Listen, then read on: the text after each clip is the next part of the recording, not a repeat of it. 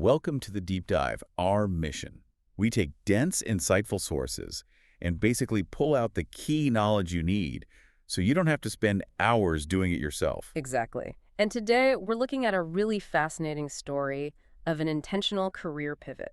A huge one, actually. Yeah, we're talking about someone who spent years prepping for law school, really committed, and then made this radical shift into, well, one of the most competitive tech roles out there for new grads. We're digging into the journey of C. She's a recent graduate who seemed totally set on public service, maybe law, but ended up landing a spot in the Google Associate Product Manager program, the APM program. And just for context, that APM program, Okay. it's incredibly selective, right? Mhm. Like famously hard to get into. Oh, absolutely. They often take a really small group, maybe 50 people globally per year, so landing that is a big deal. Okay, so our source material for this is a great interview with C, done by someone named Chelsea. It covers her whole path starting from a U.S. boarding school. Which is already an interesting context. Right. Then navigating a pretty complex college choice, Hmm. changing majors like multiple times, Yeah. and finally choosing a career that wasn't just about the challenge, but also seriously considered work-life balance. So our mission today, our deep dive, is really to pinpoint those key moments, those decision points C faced. Because think about it, you're looking at two very different high-stakes paths. Law on one side, big tech on the other. How do you even begin to choose? Yeah, how do you decide not just what you want to do, but maybe more importantly, who you want to become when those paths look so different? It's like a roadmap for making these big intentional shifts. Okay, let's start at the beginning then. The college application process. C was an international student coming out of a U.S. boarding school. And she applied to, wait for it, 26 universities. 26. Wow. That sounds intense. It is. But she mentioned it's actually a fairly common strategy for international students. You know, the acceptance rates can be lower, the pressure's higher to just get in somewhere. So it's partly managing risk. Totally. She said she spent that entire fall just buried in essays, constantly anxious, living with this fear of getting fully rejected, as she put it. You can just feel the stress there.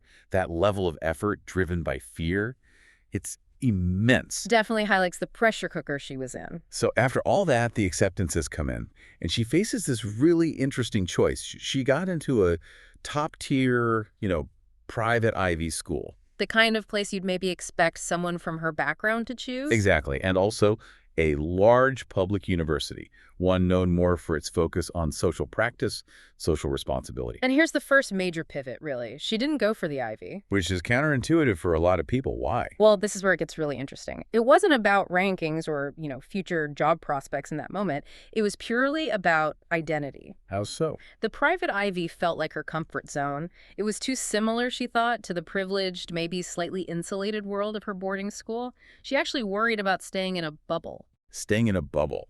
And she had a specific fear related to that, right? Something about becoming a certain kind of person. Yes, exactly. She used this Chinese term, "ki is a stew." Which translates roughly to? Conversationally, something like an exquisitely self-interested individual. Someone polished, successful, but maybe disconnected from broader societal issues or struggles. Wow. So she was actively trying to avoid becoming that. Actively, she consciously chose the large public university because it would push her out of her comfort zone. She wanted to build an identity as someone who engages with diverse people, diverse problems. So the choice wasn't which school is better. It was which school will help me become the person I aspire to be. Precisely. It was designing her own development path. And did that bet pay off initially, even though she didn't stay long? It seems like it did, yeah. She only stayed for a year, but she credits that time, especially internships she did, like public defense, pro bono law work, as being hugely personally formative. Formative how? Well, she was immediately working with people who really needed legal help, people whose rights needed protecting. It gave her this direct exposure, this breadth of perspective that she felt she wouldn't have gotten inside that more privileged bubble. It sort of grounded her aspirations. Okay, so personally formative, valuable experience. Yeah. But she still left after a year. That's the second pivot. Why transfer? Why leave that environment? It came down to a couple of things, mainly academic and maybe a bit personal too. While the social mission aspect was great, the day-to-day reality wasn't quite fitting her needs for, let's say, intellectual growth. What was missing? Well, for one, diversity wasn't what she expected. She found the student body was mostly from that state, so maybe less diverse than her boarding school, ironically. And academically, the classes were huge. Like you mentioned large lectures. Yeah, like 200, sometimes 400 students, which meant very little chance for real interaction with professors for that deeper intellectual engagement she was craving. She needed something more rigorous, more intimate academically. So she transfers to a private school. But the pivoting doesn't stop there, does it? Her majors kept changing. Oh, yeah. It's quite a journey, just academically. Started with political science and statistics, then shifted to Policy and data science. Okay, Yeah. still somewhat related. Right, keeping the Policy thread. But then she ultimately graduated with degrees in economics and computer science. Econ and CS. That feels like a much bigger jump away from the original Polissa law focus. Was that intentional, or was she just, following trends in a competitive place like NYC? That's a fair question, and she did admit that, yeah, being in that finance-heavy NYC college environment, there was some peer pressure, definitely. Okay. But her core reason for picking econ and CS, it wasn't just pressure. It reveals this really strategic way of thinking about education. How so? What was the strategy? She saw university as this limited time opportunity, a chance to gain knowledge she probably wouldn't seek out on her own later. Oh, yeah, explain that. Well, she figured she'd always be interested in politics and law. She'd read about that stuff anyway, right? That was her natural inclination. Her unforced learning, you could say. Exactly. But econ, COS, she felt that without formally studying them, she might never know what the interest rate is or never touch a computer. She chose things that were genuinely uncomfortable for her.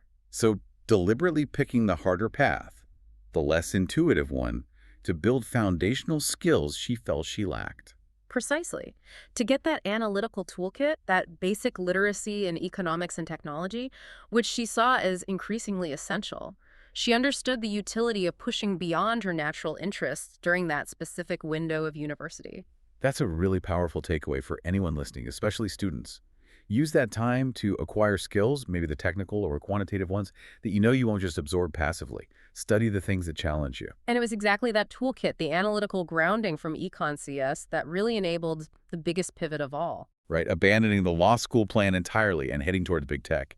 Even after doing internships in consulting, investment banking, and law, why walk away from law after all that? It seems the tipping point was actually talking to people in the field, talking to real lawyers. Ah, the reality check. Yeah. She started to see that the initial dream, that noble goal of serving society that pulls so many people towards law, it often runs smack into economic reality. Meaning? Meaning the huge burden of law school debt often forces people, even those with public interest dreams, into high-paying corporate law jobs just to survive financially. Right, the golden handcuff situation. Exactly. And for her, being an international student added other layers of complexity and potential identity issues tied to visas and career paths. She just felt the whole trajectory, the reality of it, did not match my expectation. The system, in a way, can subvert the original mission. That must have been tough to realize, that the path she'd aimed for wasn't what she thought. So if law was out, how did the APM role even get on her radar? She was pretty deep into the law track. It happened quite late, actually, only in her senior year. She heard about the associate product manager path from friends who were interning at Microsoft. Just stumbled upon it through friends. Pretty much. But once she looked into it, she saw how it fit what she was now looking for and maybe what she felt was missing in her other internships. Okay, let's break that down. What was missing? What made APM so attractive compared to, say, the IB or consulting internships she'd done? I think the core difference was about ownership and synthesis versus just execution. Explain that. In her IB and consulting roles, she felt more like a plug-and-chug machine or just a screw in a machine, doing specific tasks, running models, putting together slides, but not really driving strategy or making key decisions, especially as a junior person. Okay, executing someone else's plan. Right. But the APM role, particularly these rotational programs like Google's, they're designed differently. They're more like leadership development tracks. So more responsibility sooner. Absolutely. Right from the start, you're expected to use high-level soft skills. Communicating effectively, taking in huge amounts of technical and market information and making sense of it, trying to guide a whole team, engineers, designers, marketers, toward a shared product goal. That sounds like a lot for a new grad. It is. It requires juggling a lot, switching contexts quickly, having strategic input almost immediately. It wasn't about being the deep expert in code, but being strategically capable across different domains, which, fits someone with that Econ CS foundation, plus the analytical thinking from her Politian interests. Okay, so that's reason one. The chance for immediate strategic impact and skill development, especially those soft skills. What was reason two? Reason two is something she very deliberately prioritized: work-life balance. Ah, WLB, that comes up a lot. It does, and her perspective on it really shifted. She specifically targeted Google for its APM program, partly because she perceived the culture there as focusing more on outcomes and personal growth rather than just hours logged, not demanding as she put it, die at the desk for 10, 12, 16 hours a day. And that was a big shift for her, right? Her view on work-life balance itself changed. Hugely. This is maybe one of the most profound insights from her story. She admitted that growing up in these super competitive environments, boarding school, NYC college, she'd kind of internalized this idea that wanting work-life balance was basically a synonym for laziness. Wow. So she thought you had to grind constantly to be successful. That idea of being born to grind. Oh, Kastnak. Yes, exactly. She went into her internships almost believing that sacrificing everything else was the path, that long hours equaled value and dedication. What snapped her out of that mindset? The internships themselves. Experiencing those demanding environments, she had this visceral reaction. She realized the intense hours weren't just tiring, they were actively stripping away the things that kept her grounded and, frankly, happy. Like her hobbies? Yeah, her music, staying fit, having time for friends. Losing those created what she called a severe sense of loss. And she realized no salary could really make up for that depletion. So it wasn't about being lazy, it was about sustainability. Precisely. She saw that true effectiveness, especially in a strategic role that requires clear thinking and creativity, actually depends on not being burned out. Work-life balance became a prerequisite for doing good work, not an obstacle to it. You need to sustain yourself to sustain high performance. If you're running on empty, your strategic thinking is probably the first thing to go. Couldn't have said it better. So her final choice, the APM role, and specifically targeting Google's culture, was this very intentional move to align her career with her newfound understanding of what actually supports long-term creativity and impact. And we should also remember, this wasn't easy. She applied many places for APM roles. And only Google gave her an interview. It just underscores how selective and, frankly, maybe a bit fortunate that final step was, even with all her intentional preparation. Okay, so let's recap C's journey here. We saw the power of choosing identity over comfort zone in that first college decision. A really conscious choice about who she wanted to become. Then, the courage to pivot academically, not just once but multiple times, strategically choosing discomfort to build those foundational Econ CS skills. Right, acquiring the toolkit she knew she wouldn't get otherwise. And finally, that big career pivot away from law, driven by a reality check and the intentional choice of a role, the APM role, that offered both the right kind of skill development and aligned with her new priority on work-life balance. And her final advice really ties it all together. She essentially says, look, everything will be okay. Don't stress too much. The everything will be okay principle. Basically. She acknowledged there might be some detours, she called them in Chinese, but those detours that year at the public university, the law internships that didn't pan out, the struggle through Econ CS classes, they weren't mistakes. They were part of the path. They were the path. They taught her exactly what she needed to know to make those later very intentional choices and land where she did. The detours provided the crucial lessons. So our deep dive mission seems successful.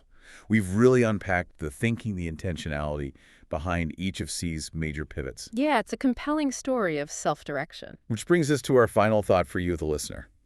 C had this revelation. Work-life balance isn't laziness. It's actually necessary for creativity, for clear strategic thinking, for sustained impact.